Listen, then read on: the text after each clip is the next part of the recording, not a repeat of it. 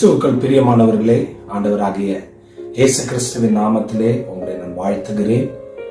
அப்போஸ்தலர் நடவடிக்கைகள் 27ஆம் அதிகாரம் 24வது வசனத்திலே பவுலை பார்த்து ஆண்டவர் சொல்லுகிறார், பவுலே, நீ பயப்படாதே, நீ ராயனுக்கு முன்பாக நிற்பாய்.